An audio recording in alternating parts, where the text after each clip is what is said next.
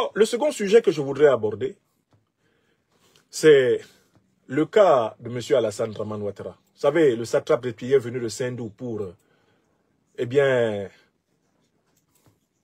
nuire à la tranquillité des Ivoiriens, vient vraiment de défrayer la chronique encore par un comportement pas possible.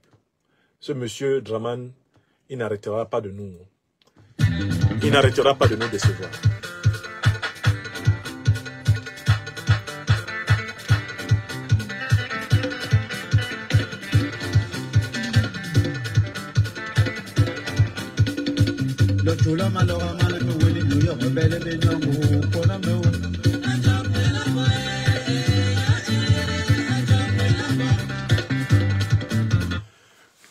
La semaine passée, sous la forme d'une comédie tragique, d'une tragicomédie politique, j'avais organisé à travers le fameux téléphone rouge que vous connaissez, une réunion des dictateurs africains où je m'exerçais à ce don que j'ai d'imaginer leurs pensées, à partir de leurs pratiques passées.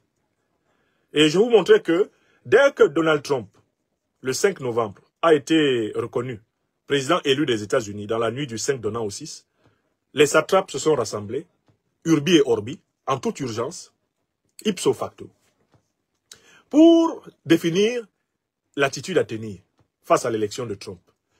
Et je vous ai dit que certains d'entre eux, nés longtemps avant la honte, n'hésiteraient pas à tourner kazakh, à abandonner leurs amis démocrates américains et à donner l'impression, en réalité même, d'avoir prié pour la victoire de Donald Trump. Parmi ceux que j'avais rapidement identifiés comme capables d'une telle volte-face, se trouvait tout naturellement le satrape reptilien Alassane Draman Ouattara, venu de Sendou pour troubler la paix des Ivoiriens et ayant renié notre belle terre burkinabé de Sendou pour troubler toute l'Afrique. Je vous ai donné à voir le satrape en train de tenter d'inventer, par des moyens imaginaires, une amitié qui le lierait à Donald Trump. Je vous l'ai dit, oui ou non? Quand je le disais, c'était en utilisant mon imagination philosophique, n'est-ce pas? Mais écoutez, cette semaine, ça n'a pas duré.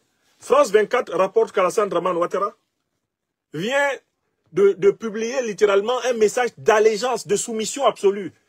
Un message rampant. Et Alassane Ouattara est un rampolâtre. Alassane Ouattara se couche devant Donald Trump. Demande à Donald Trump littéralement de marcher sur lui comme s'il était un tapis.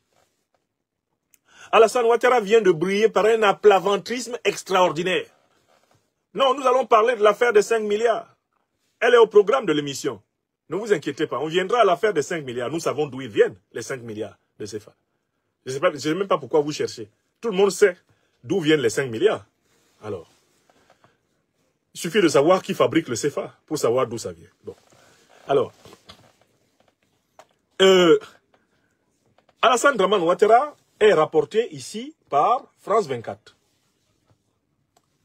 France 24 nous dit, j'ai publié l'extrait, France 24 nous dit que Alassane Draman Ouattara s'est précipité. Pour dire quoi? Une fois qu'il a vérifié que bon, là c'est sûr, vraiment Trump a été élu. Que fait Ouattara Draman? Mais c'est-à-dire qu'il y a des gens qui ne connaissent pas la honte, quoi. Non, c'est pas possible. C'est juste pas possible. Alassane Draman Ouattara se précipite pour nous dire quoi?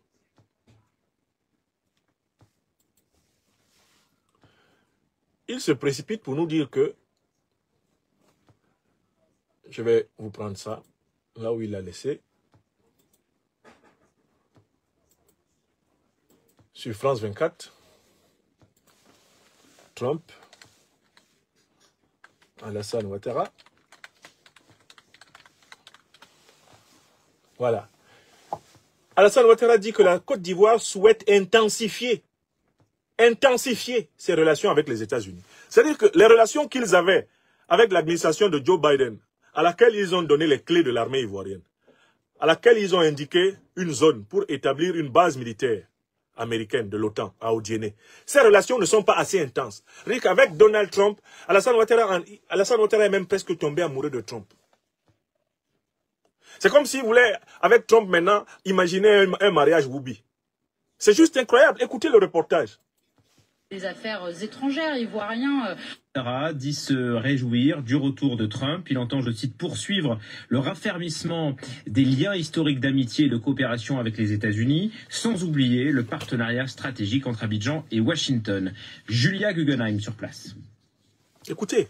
Sur le plan officiel, le chef de l'État, Alassane Ouattara, a dès ce mercredi félicité chaleureusement le nouveau président élu américain. Le ministre des Affaires étrangères ivoirien a également commenté cette élection, affirmant que la Côte d'Ivoire avait des relations confiantes avec les États-Unis et qu'il ne voyait pas pourquoi cela changerait. Il a également exprimé son souhait d'intensifier la relation avec les États-Unis. Alors, il faut se rappeler que lors de son précédent mandat, Donald Trump n'avait pas présenté beaucoup d'intérêt pour le continent africain et voire même ce qu'on pourrait qualifier de mépris. Il n'avait organisé aucun déplacement sur le continent et on se rappelle de ses propos tenus en 2018 où il avait qualifié Haïti et les pays africains de pays de merde. Alors certains observateurs craignent que l'aide au développement ou la relation commerciale avec les États-Unis pâtissent de l'arrivée de Donald Trump,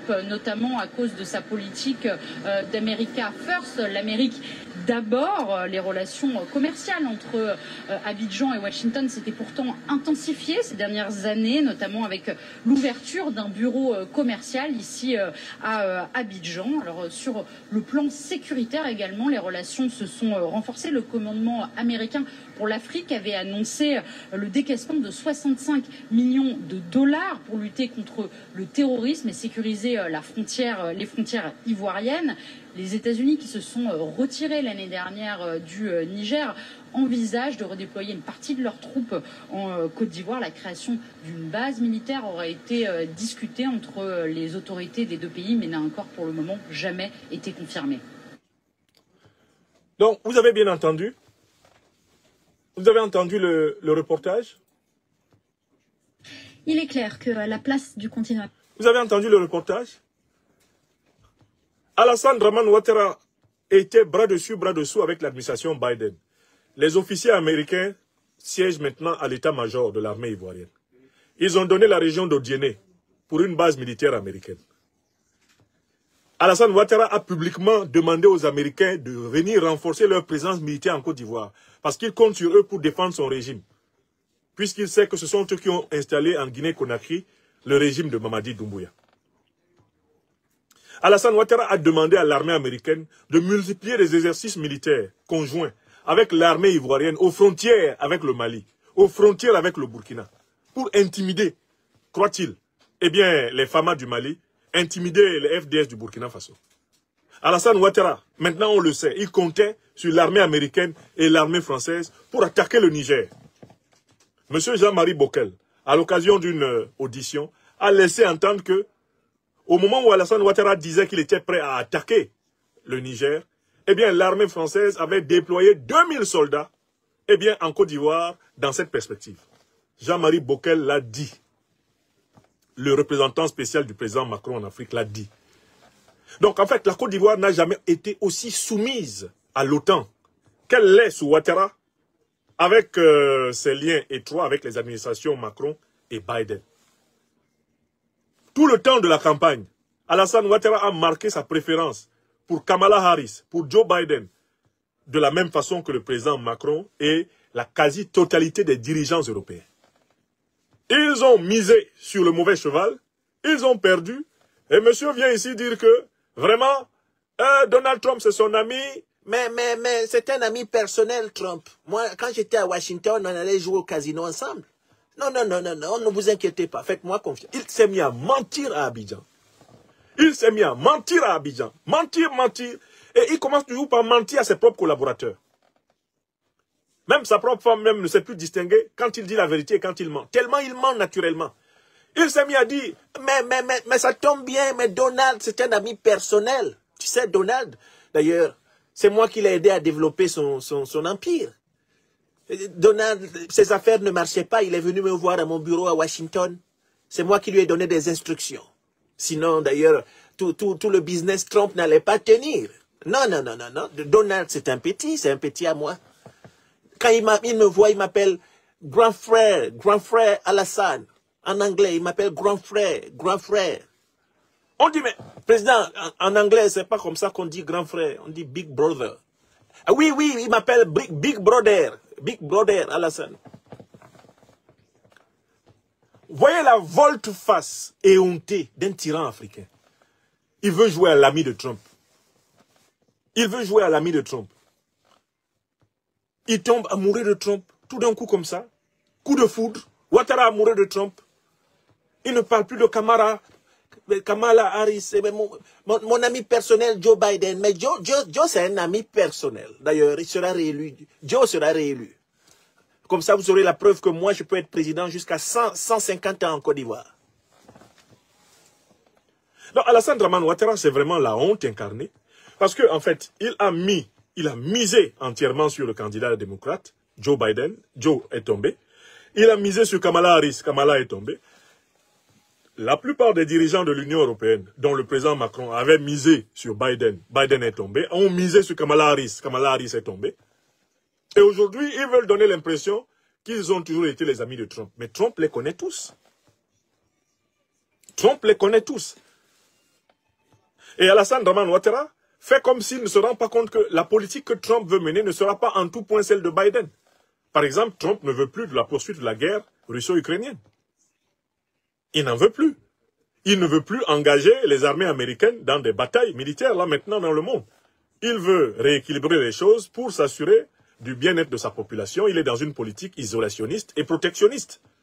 Ce n'est pas la même politique que l'interventionnisme échevelé des démocrates, soi-disant donc démocrates américains. Donc, j'ai tenu à commenter ce point d'actualité, une fois de plus, pour vous montrer que les analyses de votre serviteur sont toujours corroborées par des faits. Soit votre serviteur vient avec les faits qui corroborent ses analyses, soit il vous dit ses anticipations, et par la suite, vous avez des faits qui viennent renforcer ce qu'il vous avait dit. C'est sous la forme comique du téléphone rouge que je vous ai dit que Ouattara allait se précipiter pour commencer à flatter Biden. C'est vrai ou c'est faux? Disons-nous la vérité ici. Je ne vous ai pas dit qu'il serait le chef des flatteurs. Ne vous ai-je pas dit que c'est Ouattara qui serait le commandant de la secte des aplaventristes qui vont venir flatter Trump, supplier Trump, dire à Trump qu'en fait, nous croyons que c'est Trump qui allait gagner. On était convaincus, hein. We were convinced that Donald Trump will gagner the election. Mais we were convinced, but we have not dire ça publicly. Dans son anglais transparent. Ah, nous étions convaincus que c'est Donald qui allait gagner, mais on ne pouvait pas dire ça publiquement. Just because we don't want to enerve. We don't want to enerve Joe Biden, Sleepy Joe. Voilà son anglais là qu'il parle comme ça. Quand on lui donne la parole. And we don't want the blood to be verse. We don't want the blood to be verse. Hein? Alassane Ouattara, il dit qu'il a fait des études aux États-Unis. Il ne peut même pas remplacer le verbe verser en français par tout trop en anglais. Il n'a jamais utilisé tout trop. Trop something. T-H-R-O-W là. Que nous on a étudié en 6e. Ouattara Dramane. Quelle tête dure. Et on comprend. On comprend rétrospectivement ces blocages mentaux. C'était un monomane intellectuel. Il connaît 2 ou 3 choses, bon, il les connaît bien, c'est tout. Aucune curiosité véritable pour la diversité et la richesse de la connaissance de ce monde. Pas de culture générale. Toujours en train... 3%, 4%, 20%, une mentalité de comptoir, un esprit qui fétichise les chiffres. Un esprit quantitativiste. Alassane Ouattara, il est sous le pouvoir du règne de la quantité. C'est un démon compteur. Démon compteur. Il est habité par le démon du compte. Ça fait combien là? On a eu combien? Toujours, c'est ça sa question. On a eu combien dedans? On a eu combien dedans? Tout cet argent qu'il accumule, qu'est-ce qu'il va faire avec? C'est même pas son argent. Non mais vraiment j'ai été déçu quand j'ai vu comment ce type-là fait de l'aplaventrisme devant les États-Unis. Bon, il y a une dynamique souverainiste en Afrique, elle passera par la Côte d'Ivoire. Hein. Le peuple ivoirien sera obligé de récupérer son indépendance. Sa souveraineté volée, depuis la pseudo-indépendance de 1960, Cette souveraineté-là, elle est à récupérer. Les peuples africains de Côte d'Ivoire, les générations ivoiriennes actuelles ont le grand devoir d'accomplir le chemin de la souveraineté. Il n'y a pas de choix. Hein. Pour pouvoir souder la lutte ivoirienne à celle de l'Alliance des États du Sahel, il faut dessouder les valets de l'impérialisme et du néocolonialisme. C'est tout. Il n'y a pas d'autre chance, il n'y a pas d'autre issue pour le peuple de Côte d'Ivoire. Veuillez tout simplement vous abonner et activer la cloche de notification pour ne rien rater. Retrouvez KDV Africa sur YouTube, Facebook, TikTok.